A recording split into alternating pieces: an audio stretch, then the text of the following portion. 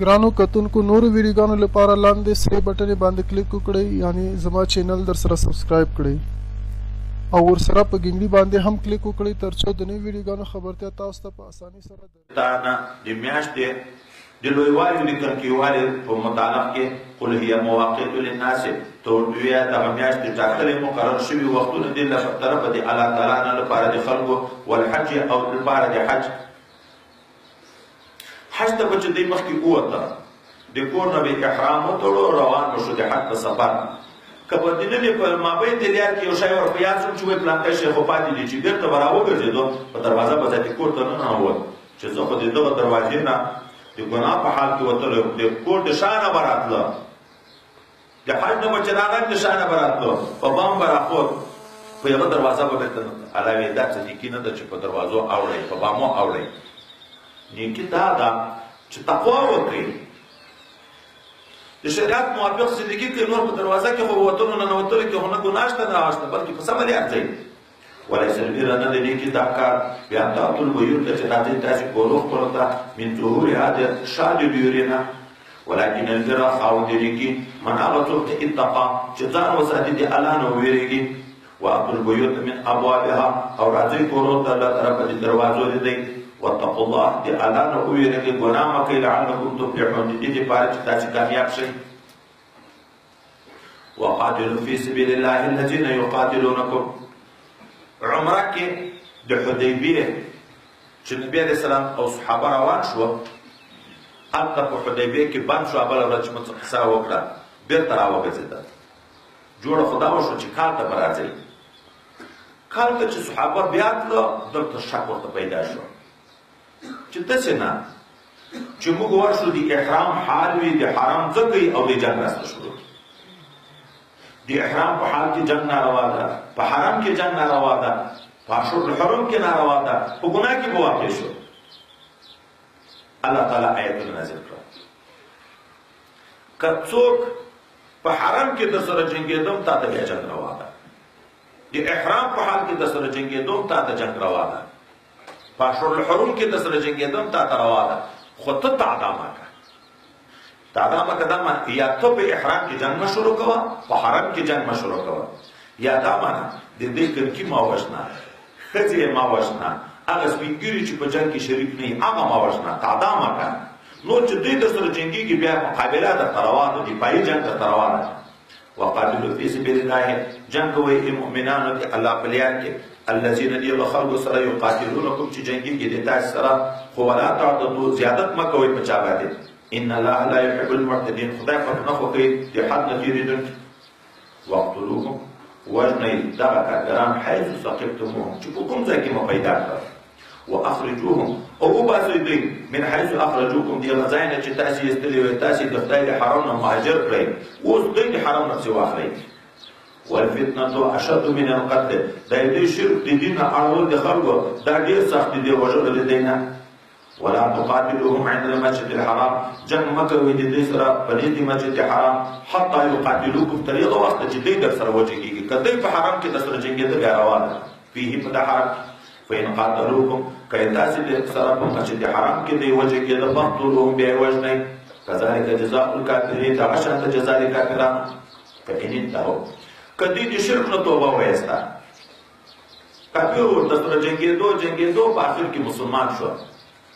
بیا نو کار مه په لرئ فإن الله غفور رحیم خدای غفور رحیم د که تا پلار یې مړ کړی که تا ورور یې مړ کړی هر څوک یې د شهیدان کړي خو چې نن مسلمان شو مرګ ذاتي ناروا ده وقاتلوهم جنګ کوئ تاسې د کفارو سره حتی لا تکونه فتنة تر هغه وخته پورې چې نشي پاتې شرک او فساد ویکون دین لله او دین ټول د الله شي نبی علیه السلام امرت ان اقاتل الناس حتى يقولوا لا اله الا الله ويقيموا الصلاه ويؤتوا الزكاه فاذا فعلوا ذلك عصموا مني دماءهم واموالهم وحقهم بالله څوک زه مامور یم چې جنګېږم د خلکو سره چې کلمه یې نه وي ویلې لمونځ او زکات یې نه وي ورکړی چې دا یې وکړه نو ایمان یې مال ځان معصوم شو نور حساب په الله ده وحسابهم على الله فإن انتهوا که دوی ځان منې کړو د کفر نه فلا عدوانه بیا تېری نشته الا على ظالمین مګر په ظالمانو باندې الشهر الحرام بالشهر الحرام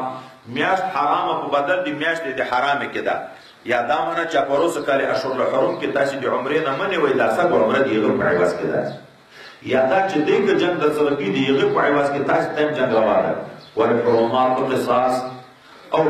تعظیمونه د میاشتو سره برابر دي فمن يعتدى عليكم چا چې تیرای وکړو په تاسو باندې فاعتدوا عليه بمثل ما اعتدى عليكم تاسو تیرای کوئ په دې باندې په هغه انداز چې هغه دې تیرای در باندې کړی واتقوا الله دې الله نه ویریږي ظلم مه کوئ واعلموا كل شيء ان الله مع المتقين چې الله دې پرهیزګار خلکو سره ده وانفقوا في سبيل الله لګوئ مالونه خپل په لار د الله کې ولا تلقوا بأيديكم الى التهلكه ما ورته خپل ځانونه هلاکت ته واحسنوا نیکی کوئ د هر چا سره خاص کر د مجاهدینو سره ان الله يحب المحسنين خدای په خوږی نیکی کوونکی د دې آیات مبارکه په شان نزول کې چې تاسو مال د خدای په لار کې لګوئ ځان هلاکت ته ما ورکوئ حضرت ابي ایوب انصاری رضی الله عنه ویلي دا د موږ انصار په واقع کې نازل شوی په ابتدا د اسلام کې چې مسلمانان کم وو مالونه کم وو صحابه کرامو هغه قربانیان وکړي چې په دنیا کې څوک نشي کړی ځان او مال ټول په دین قربان کړل کله چې فتوحات ډېر شو مجاهدین مسلمانان ډېر شو بیت المال کې روپۍ ډېرې شوې نو د انصار په خپل منځ کې سره کېناستل چې درځئ تر څو موږ چې هر جنګ ته تلو او روپۍ به ټولې لګولې خو مجبوریت وو اوس الحمدلله ورسه ناروا خو نه کړه الحمدلله اوس خو خلک هم ډېر دي اوس خو بیت المال کې څه شی شته درځئ د خپل باغونه بېرته لږ سره جوړ کړو دا دوکانونه جوړ کړو یو څه سرمایه جوړه کړو ډېر صدقې به ذاتي نه کړو یو څه سرمایه جوړه کړو الله دې آیتونه نازل کړو اوهو ګورئ روپۍ لګوئ ما یې ډېروئ جمع کوئ ما ځان هلاکت ته مه ورکوئ ځان هلاکت ته مه ورکوئ څه معنی چې جهاد دې پرېښی د مجاهدینو سره کومک دې پرېښی بېرته به څوک غالبه کېږي چې کافران غالبه شو بیا د ځان او مال ټول بربادېږي که نه پخپله دې دا ځان هلاک کړو داسې مه کوئ نن د دین سره کومک خلک نه کوي ولې نه کوي دنیا ډېرې دنیا ډېرې او بیا الله تعالی کراچۍ کې یو سړي ګدام اور اخیستی و ډېر غټ ګدام یې وایوسه بیا چا راته ویلې وایي دا سپین ږیري ته چا وویلې چې ډېر لوی تاوان ته راغلی دا شپې ګدام کې اور بل وایي ته ویلې خدای پاک خپل حق اخلي نه یې ورپرېږدي خو موږ امتحان کې یو که موږ صحیح زکات ورکوی وای کېدای شي چې دا مال به نه وای سوی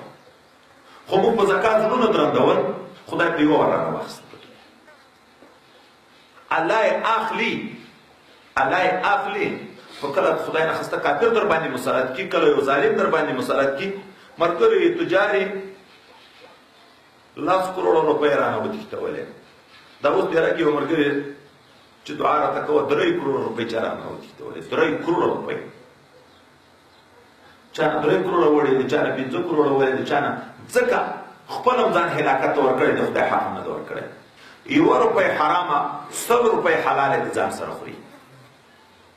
زکات نه ورکول حرام دي که نه دي چې د زکات 1 روپۍ دې په خپل مال کې پرېښوه د 100 تاوان به خدای درکوي نو الله وایي ځان مه تباه کوئ د الله د مخلوق سره واحسنو نیکي کوئ ان الله يحب المحسنين خدای نیکي کوونکي خوښوي واتموا الحج والعمره لله پوره کوئ حج او عمره د خدای د رضا لپاره اوس عمرې ته روان شو صحابه خو په لارې بند شو بیا که داسې پېښېده دلته احصار وي الله وایي که محاصره کېدی بیا یو پسه ولېږئ د احرام په حال کې خو بېرته ګنډلې جامې نشي اغوستی خوشبويي نشي استعمالولی نوکان ویښتان نشي پرې کولی د خپلې بیبي سره جماع او نزدېکت او خواهشات نشي پوره کولی ګنډلې جامې نشي اغوستلی نو د احرام نه چې ځان حلالوي خو یا به حج عمره وکړي ځان به حلال کړي که بند شو په لارې بیا یو پسه ولېږه د نورو ائمو په مذهب چې په کوم ځای کې محاصره شوي هلته یو پسه الان که ځای کې خلاص شي ایمو په مذهب باندې نه حرام ته بیلېږي حتی یبلغ الهدی محله چې ځای د حلالولو ته ورسېږي نو نور حاجیان روان دي تا مرض پیدا شو ولوې د پښه دې ماته شوه دا احسان ده پاتې شوې مرض ده آس دې مړ شو اوښ دې مړ شو نشي تلی په خپلو پښو نو یوه ته پسه ورکړه ورته وایي چې حرام د خدای کې به حلال کې څوک وایي چې مطلق حرام